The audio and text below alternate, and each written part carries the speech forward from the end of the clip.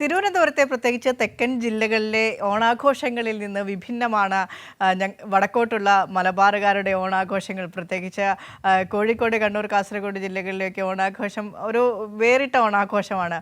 അപ്പോൾ എങ്ങനെയാണ് ആ ഓണാഘോഷത്തിന് വേണ്ടിയുള്ള തയ്യാറെടുപ്പുകൾ വടക്കൻ ജില്ലക്കാർ ഏറ്റെടുക്കുന്നത്, അവർ തയ്യാറെടുക്കുന്നത് എന്ന് നോക്കാം. മേഘമാധവൻ കൂടി ചേരുകയാണ്. ഗുഡ് മോർണിംഗ് കേരളത്തിനൊപ്പം. Megha, good morning. Good morning വിരിഷ.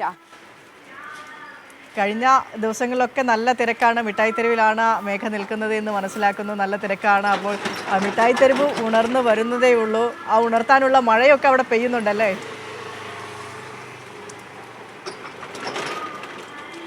വിരിഷ, നല്ല മഴയാണ്. അതായത് ഇന്നലെ രാത്രി മുതൽ നിർത്താതെ മഴ പെയ്യുകയാണ് കോഴിക്കോട്. ഇടവിട്ട് ശക്തമായ മഴ പെയ്യുന്നു. പക്ഷേ ഇന്നലെ പകൽ സമയം മഴയില്ലാത്ത കാലാവസ്ഥയായിരുന്നു. അതുകൊണ്ട് ഒരുവിധം ഓണത്തിനുള്ള തയ്യാറെടുപ്പുകളൊക്കെ തന്നെയും ആളുകൾ ഇന്നലെ നടത്തി എന്നതാണ് ഞാൻ മനസ്സിലാക്കുന്നത്. ഇന്നലെ രാത്രി മുതലാണ് മഴ പെയ്തു തുടങ്ങിയത്. ഇന്ന് കച്ചവടക്കാർക്ക് ഇതുവരെയുള്ള ദിവസങ്ങളിലൊക്കെ തന്നെയും നല്ല തരത്തിൽ കച്ചവടം ലഭിച്ചിട്ടുണ്ട്. എന്നാലും ഉത്രാടപ്പാച്ചിൽ എന്ന് പറയുന്നത് കാലാകാലമായി തിരുവോണത്തിൻ്റെ തലേ ദിവസം എല്ലാ ഒരുക്കങ്ങളും തയ്യാറാണോ എല്ലാം എന്ന് നോക്കുന്ന ദിവസം കൂടിയാണ്. പക്ഷേ ഇന്ന് മഴ പെയ്യുന്നൊരു സാഹചര്യമാണ് ഉള്ളത്. എന്തായാലും ഇന്നത്തെ ദിവസം ഉറപ്പാണ്. വിനിഷയ്ക്ക് പ്രത്യേകിച്ച് അറിയുണ്ടാവും, ഈ മിഠായി തെരുവ് ഒരു സൂചി കുത്താൻ പോലും ആളുകൾ ഇല്ലാത്ത തരത്തിൽ, സ്ഥലമില്ലാത്ത തരത്തിൽ തിങ്ങി നിറയാൻ പോകുന്ന ഒരു ഇടത്താണ് ഞാനിപ്പോൾ നിൽക്കുന്നത്. ഈ ആളുകൾ ഈ നേരം ഏകദേശം 7 മണി കഴിഞ്ഞതേ ഉള്ളൂ. അതുകൊണ്ടാണ് ഇപ്പോഴും ആളുകൾ ചെറിയ രീതിയിലൊക്കെ തന്നെയും ഇവിടേക്ക് വന്നുകൊണ്ടിരിക്കുന്നു. കടകളൊക്കെ തന്നെയും തുറക്കുന്ന സമയമായിട്ടേ ഉള്ളൂ. അല്പസമയത്തിനകം ഏകദേശം 9 മണി സമയമാകുമ്പോഴേക്ക് തന്നെ മിഠായി തെരുവ് കൂടുതൽ സജീവമാകും. എല്ലാ സാധനങ്ങളും, അതായത് ഒരു വീട്ടിലേക്ക് വേണ്ട എല്ലാ സാധനങ്ങളും ഈ മിഠായി തെരുവിൽ നിന്ന് ലഭിക്കും എന്നുള്ളതാണ് ഈ കോഴിക്കോടിൻ്റെ വ്യാപാര കേന്ദ്രമായ മിഠായി തെരുവിൻ്റെ ഏറ്റവും വലിയ പ്രത്യേകത.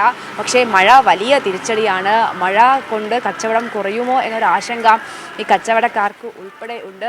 എന്നാലും കഴിഞ്ഞ 2-3 ദിവസമായി വലിയ തരത്തിൽ ആളുകൾ ഓണത്തെ വരവേൽക്കാനുള്ള എല്ലാ തയ്യാറെടുപ്പുകളും നടത്തിക്കഴിഞ്ഞ ഒരു സാഹചര്യം കൂടിയുണ്ട്. ഇത് ഇപ്പോഴത്തെ കാലാവസ്ഥ നോക്കുകയാണെങ്കിൽ ഇനി തുടർന്ന് അങ്ങോട്ട് മഴ പെയ്യാനുള്ള ഒരു സാഹചര്യം തന്നെയാണ് ഇന്നത്തെ ദിവസം കാണുന്നത്. അത് ആശങ്ക ഉണ്ടാക്കുന്നു. കാരണം മിഠായി തെരുവിലൊക്കെ തന്നെയും ഈ കൊടചൂടിയ ആളുകളൊക്കെ തന്നെയും സാധനങ്ങൾ വാങ്ങാൻ വന്നാൽ അത് മറ്റ് പ്രശ്നങ്ങളിലേക്കൊക്കെ തന്നെയും കടക്കും. ഗതാഗത പ്രശ്നം രാവിലെ മുതൽ തന്നെ വലിയ തരത്തിൽ ഗതാഗത പ്രശ്നം പലയിടങ്ങളിലുമുണ്ട്. ഈ മഴ നിർത്താതെ പെയ്യുന്നത് കൊണ്ട് തന്നെ കോഴിക്കോട് ജില്ലയിൽ ഒരു അപകടം കൂടി 2 ഇടങ്ങളിലായി അപകടം നടന്നിട്ടുണ്ട്. കോരപ്പുഴയിൽ ഒരു ടൂറിസ്റ്റ് ബസ്സും പിക്കപ്പ് വാനും കൂട്ടിയിടിച്ച് അപകടമുണ്ട്.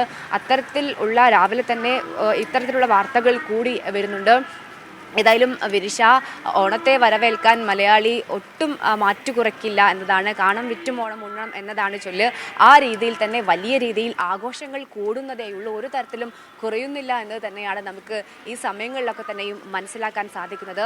വലിയ തരത്തിൽ സർക്കാർ സഹായമുണ്ട്. ആളുകൾക്ക് വേണ്ട എല്ലാ നിത്യോപയോഗ സാധനങ്ങളും വളരെ കുറഞ്ഞ വിലയിൽ സപ്ലൈകോ, അതിനൊപ്പം തന്നെ കൺസ്യൂമർ ഫെഡ് ഉൾപ്പെടെയുള്ള സ്ഥലങ്ങളിലൊക്കെ തന്നെയും ലഭ്യമാക്കുന്നു. വളരെ പോസിറ്റീവായ പ്രതികരണമാണ് ഇന്നലെ ഉൾപ്പെടെ നമ്മൾ ലൈവിൽ ഉൾപ്പെടെ ആളുകളോട് സംസാരിച്ചപ്പോൾ ഈ സാധനങ്ങൾ വാങ്ങാനെത്തിയ ആളുകളുടെ ഭാഗത്ത് നിന്ന് കേട്ടത്.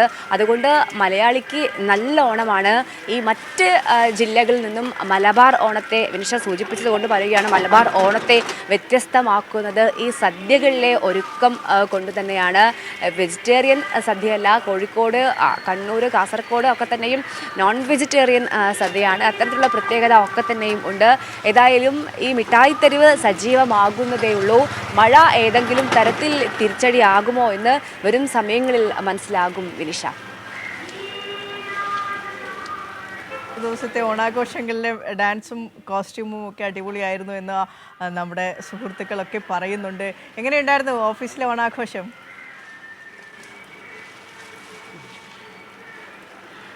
ഞങ്ങൾ 2-ാം തീയതിയാണ് കോഴിക്കോട് ഓണാഘോഷം സംഘടിപ്പിച്ചത്. കഴിഞ്ഞ കുറേ വർഷങ്ങളായി വലിയ ആഘോഷങ്ങൾ കോഴിക്കോട് ഉണ്ടായിരുന്നില്ല. കാരണം പല ദുരന്തങ്ങളൊക്കെ തന്നെ നമ്മൾ ഉരുൾപൊട്ടലാണെങ്കിലും അപകടങ്ങളാണെങ്കിലും ഒക്കെ തന്നെ വന്നൊരു സാഹചര്യമൊക്കെ തന്നെ ഉണ്ടായിരുന്നു. അതെല്ലാം മാറ്റിവെച്ചുകൊണ്ട് ഇത്തവണ ഞങ്ങൾ ഓണം ആഘോഷിച്ചു. എല്ലാ തരത്തിലും ആഘോഷിച്ചു എന്ന് പറയാം. രാവിലെ മുതൽ വൈകുന്നേരം വരെ നീളുന്ന ആഘോഷമായിരുന്നു കോഴിക്കോട് റീജിയണൽ ഓഫീസിൽ ഉണ്ടായിരുന്നത്. അതിൻ്റെ സന്തോഷത്തിൽ കൂടിയാണ്. കാരണം എല്ലാ സ്റ്റാഫും ഒരുമിച്ച് ഒരുമിച്ച് ഒത്തുചേർന്നുകൊണ്ട് നമുക്ക് പ്രത്യേകിച്ച് മാധ്യമപ്രവർത്തകർക്ക് അത്തരം ആഘോഷങ്ങളൊന്നും ഉണ്ടാവാറില്ല. പലപ്പോഴായി വാർത്തകൾക്ക് ഓടേണ്ടി വരുന്നു. മറ്റിടങ്ങളിൽ കിട്ടുന്ന അവസരം പോലും ആളുകളുടെ ഒത്തുചേരലിന് പലപ്പോഴായി മാധ്യമപ്രവർത്തകർ കിട്ടാറില്ല എന്നതാണ് വാസ്തവം. പക്ഷേ ഞങ്ങൾ ആ സങ്കടമൊക്കെ ശരിക്കും ഇന്നലെ 2-ാം തീയതി തീർത്തു വിനിഷ.